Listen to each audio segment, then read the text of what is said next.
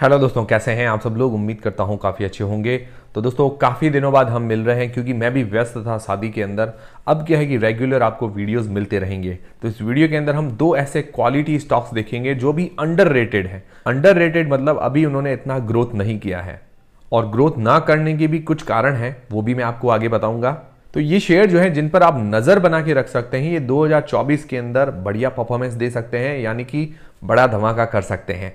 मैं आपको बाय और सेल का रिकमेंडेशन नहीं दे रहा हूं, सिर्फ आपको शेयर बता रहा हूं कि ये शेयर जो है इस पर आप नज़र बना के रख सकते हैं। तो दोस्तों सबसे पहला जो स्टॉक मैं आपको बताने जा रहा हूं, जो भी काफ़ी अंडर परफॉर्मिंग स्टॉक है, जियो फाइनेंशियल। तो ये जियो फाइनेंशियल शेयर 266 रुपए के अंदर लॉन्च हुआ था।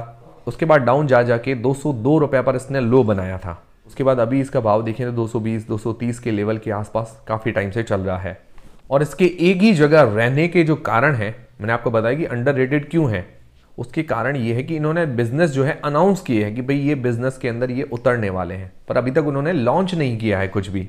तो इसका मुख्य रीजन यही है कि ये अभी अंडररेटेड है। जैसे ही इसके बिजनेस वगैरह लॉन्च होते हैं, उसके बाद इस शेयर के अंदर अच्छी परफॉर्मेंस देखने को मिल सकती है।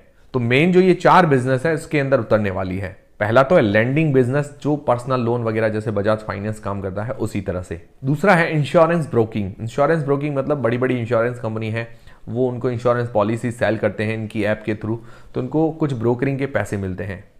तीसरा है पेमेंट्स बैंक, पेमेंट गेटवे, जैसे ये फोन पे, गूगल पे वगैरह है। उसके अलावा सेविंग अकाउंट खुलाते हैं, मतलब एयरटेल पेमेंट्स बैंक वगैरह के अंदर, उस टाइप से।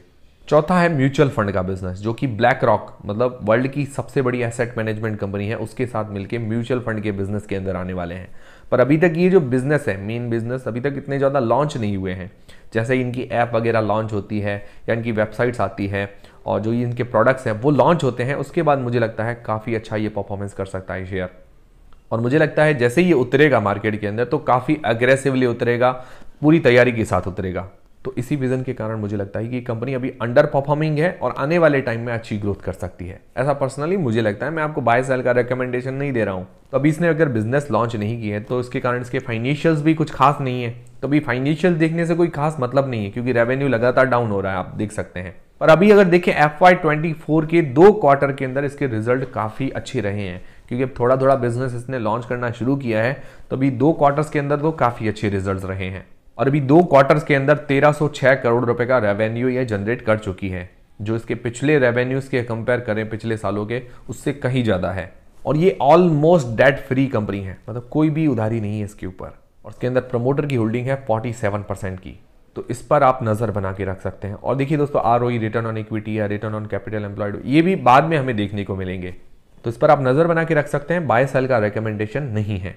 और दोस्तों आपके पास या आपके फैमिली मेंबर्स में किसी के पास भी डीमेट अकाउंट नहीं है तो आप एम स्टॉक के साथ डीमेट अकाउंट खुलवा सकते हैं। उसकी लिंक मैंने डिस्क्रिप्शन के अंदर प्रोवाइड करवा दी है। तो अगर आप एम स्टॉक के साथ अकाउंट ओपनिंग के टाइम 999 रुपीज प्लस GST अगर अकाउंट ओपनिंग के टाइम देते हैं वन टाइम, तो आपकी लाइफ टाइम जीरो ब्रोकरेज लगती है अक्रॉस ऑल प्रोडक्ट्स, जैसे डिलीवरी, म्यूचुअल फंड, IPO, उसके अलावा इंट्राडे, FNO, करेंसी, सभी के अंदर आपकी जीरो ब्रोकरेज लगती है।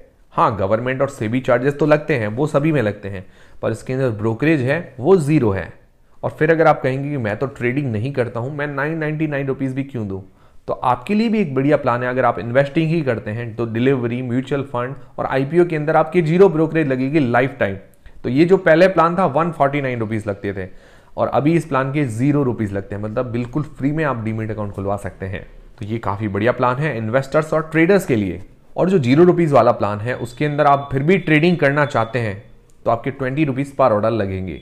और आप ब्रोकरेज भी कैलकुलेट करके देख सकते हैं, मतलब अदर ब्रोकर्स के साथ हमें 20 रुपीज पर ऑर्डर देने पड़ते हैं और यहाँ पर जीरो ब्रोकरेज लगती है। तो सालाना कितनी ज़्यादा हमारे बचत हो जाती है ब्रोकरेज की। और उसके अलावा AMC जो 120 रुपीज क्वार्टरली लगती है, एनुअल मेंटेनेंस चार्ज, अगर आप 999 rupees plus GST account opening के टाइम वन टाइम देते हैं तो आपके लाइफ टाइम AMC भी बिल्कुल फ्री हो जाएगी। इसके कारण एम स्टॉक पर आज की तारीख में 5 लाख प्लस यूजर्स हैं, 600 करोड़ रुपीस प्लस की MTF बुक है और 20 लाख ट्रेड सिंगल डे के अंदर हो चुकी है। और इसके अलावा MTA मतलब मार्जिन ट्रेडिंग फैसिलिटी सबसे लोएस्ट इंटरेस्ट रेट पर है एम स्टॉक पर। और अगर आप अदर ब्रोकर से भी इसको कंपेयर करते हैं MTF के मामले में, तो काफी ज्यादा सालाना हमारे बचत देखने को मिल जाती है मार्जिन ट्रेडिंग फैसिलिटी के अंदर। और भी कई सारे फीचर्स हैं एम स्टॉक पर, जैसे single view for all investment, 7 watch list up to 50 stocks तक आप बना सकते हैं। One click order placement in currency, IPO में इजीली अप्लाई कर सकते हो, अलग से इसको आसानी से ट्रैक भी कर सकते हो। और यहाँ पर आप 5000 प्लस म्यूचुअल फंड्स भी है, म्यूचुअल फंड्स के अंदर भी आप इन्वेस्ट कर सकते हो। और देखिए दोस्तों, एम स्टॉक जो है मिराई एसेट का ही पार्ट है, तो काफी जाना माना नाम है इंडिया के अंदर मिराई एसेट का। तो देर किस बात की है, एम स्टॉक की जो लिंक है वो मैंने डिस्क्रिप्शन के अंदर प्रोवाइड करवा दी है। अब दोस्तों जानते हैं हमारा जो दूसरा स्टॉक है वो है टाटा मोटर्स। टाटा मोटर्स को भी अगर देखिए तो पिछले कुछ सालों में इसकी काफी ज्यादा चर्चाएं हो रही है, पर इतना ज्यादा ग्रोथ नहीं किया है। अगर देखा जाए पिछले 1 साल से इसने बढ़िया ग्रोथ दिखाई है, पर टाटा मोटर्स की चर्चा पिछले 5 सालों से हो रही है, क्योंकि इलेक्ट्रिक व्हीकल्स के अंदर भी ये पहली कंपनी है जो इतने जबरदस्त तरीके से उतरी है। और पिछले 1 साल से ग्रोथ क्यों कर रही है उसका भी एक रीजन है कि FY22 तक तो ये कंपनी जो है लॉस के अंदर थी, और ये भी कंपनी FY23 के अंदर ही प्रॉफिट के अंदर आई है। ये सबसे बड़ा बेनिफिट है और इसी के कारण ये ग्रोथ कर रही है। और FY24 के भी अगर रिजल्ट्स देखें, मतलब कुछ क्वार्टर्स के जो रिजल्ट्स आए हैं काफ़ी अच्छे आए हैं, तो इस हिसाब से कंपनी FY24 के अंदर भी प्रॉफिट के अंदर रह सकती है। हालांकि इसका प्रॉफिट मार्जिन कम है, पर ये अच्छी बात है कि पिछले सालों से इसका जो प्रॉफिट है वो बढ़ा है, क्योंकि पिछले कुछ सालों में ये लॉस मेकिंग थी, अभी ही प्रॉफिट के अंदर आई है, तो ये अच्छी बात है। बाकी ओवरऑल इसकी सेल वगैरह अच्छी है, और इसके अलावा इसके जो इलेक्ट्रिक व्हीकल्स है उसकी भी सेल वगैरह काफ़ी अच्छी है, मॉडल्स अभी काफ़ी अच्छे उतारे हैं, और अलग अलग सेगमेंट के अंदर भी है, जैसे ट्रक्स, बसेस, कार, अलग अलग सेगमेंट के अंदर भी है, तो डाइवर्सिफिकेशन भी काफ़ी अच्छा है। और देखा जाए तो इंडिया के अंदर टाटा भी इलेक्ट्रिक व्हीकल्स के अंदर टॉप के अंदर है, और इलेक्ट्रिक व्हीकल्स का जो पूरा ये इकोसिस्टम तैयार करे, जैसे टाटा पावर चार्जिंग स्टेशन वगैरह लगा रहा है, तो पूरा इकोसिस्टम तैयार हो रहा है, तो उसका टाटा मोटर्स भी एक पार्ट है। रेवेन्यू ब्रेकअप के मामले में बात करें तो जैगुआर लैंड रोवर से करीबन 67% का रेवेन्यू जनरेट होता है, जो कि ऑल ओवर द वर्ल्ड इसके जैगुआर लैंड रोवर सेल होती है। टाटा कमर्शियल व्हीकल से 19% का रेवेन्यू जनरेट होता है, टाटा पैसेंजर व्हीकल्स वहां से 11% का रेवेन्यू जनरेट होता है, बाकी अदर सेगमेंट से होता है। बाकी देखिए अभी ये भी शेयर जो है अंडर रेटेड है। मैंने आपको बताया कि फाइनेंशियल्स अभी सुधरने शुरू हुए हैं, तो ROE ROC भी हमें आने वाले टाइम में अच्छी देखने को मिलेगी, और ये 2024 में मुझे लगता है कि अच्छा परफॉर्मेंस कर सकता है, तो इस पर भी आप नजर बना के रख सकते हैं। बाकी देखिए दोस्तों, बाय और सेल का रेकमेंडेशन नहीं है, मैं सिर्फ आपको डिटेल्स प्रोवाइड करवा रहा हूं। और अगर इसका 1 साल का रिटर्न देखें तो 375 इसने लो बनाया था, अभी 700 से ऊपर इसकी प्राइस चल रही है, तो करीबन 2 गुना जैसे रिटर्न दे दिए हैं 1 साल के अंदर। और इसका मैक्सिमम चार्ट भी देखें तो करीबन 60 से 70 गुना जैसा रिटर्न ये बना के दे चुका है अभी तक, और इसके प्रमोटर्स की होल्डिंग है करीबन 46% की। बाकी उसके अलावा FIIs DIS की भी अच्छी होल्डिंग है, तो इस पर आप नजर बना के रख सकते हैं। दोस्तों ये थे 2 क्वालिटी स्टॉक्स जो अभी अंडर रेटेड हैं। इनमें से आपको कौन सा स्टॉक पसंद आया है, और आपको क्या लगता है कि इन दोनों में से कौन सा ऐसा स्टॉक है जो जबरदस्त परफॉर्मेंस कर सकता है 2024 के अंदर, मुझे कमेंट करके जरूर बताइएगा। पर्सनली मुझे लग रहा है जियो फाइनेंशियल्स थोड़ा सा बेहतर परफॉर्मेंस कर सकता है।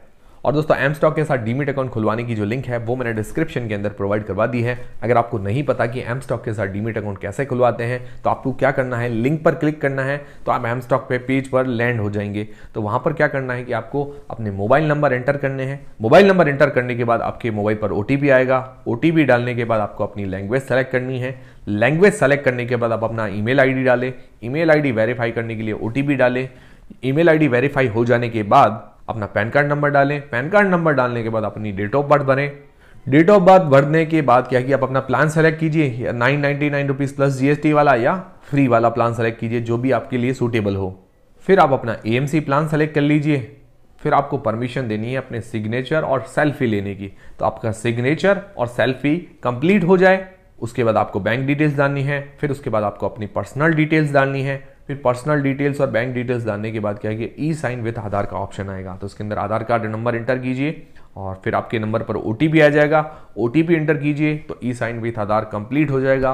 कॉन्ग्रेचुलेशन, आपका डीमेट अकाउंट एम स्टॉक के साथ ओपन हो चुका है। तो इस तरह से आप डीमेट अकाउंट खुलवा सकते हैं एम स्टॉक के साथ, और उसकी लिंक मैंने डिस्क्रिप्शन के अंदर प्रोवाइड करवा दी है। और भी कोई क्वेरी हो तो मुझे कमेंट करके जरूर बताइएगा। मिलते हैं दोस्तों अगले वीडियो के अंदर। Investments in securities markets are subject to market risks. Read all the related documents carefully before investing.